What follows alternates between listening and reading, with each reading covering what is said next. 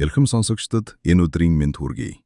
Disruptor AI Labs 7 хоног бүр хүргэдэг бизнесийн мэдээллийн товхимол эхэлж байна.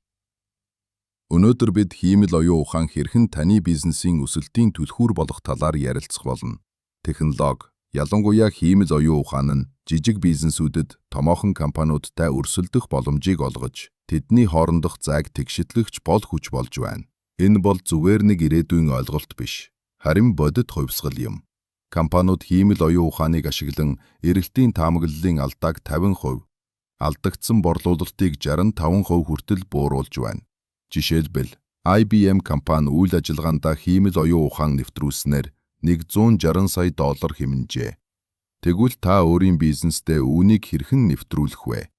Эхлээд тодорхой, хэмжигдэхүйц зорилго тавиарай. Мөн чанартай өгөгдөл маш чухал. Том зүйлээс эхлэхийн оронд жижиг туршилтын төслөөс эхэлж, үр дүнгээ хэмжих нь хамгийн ухаалаг алхам юм. Хэрэв та дэлгэрэнгүй мэдээллийг уншихыг хүсвэл disruptor.monster вебсайт руу зочлоорой. Дараагийн дугаараар уулзцгаая. Биднийг дагахаа бүү мартаарай.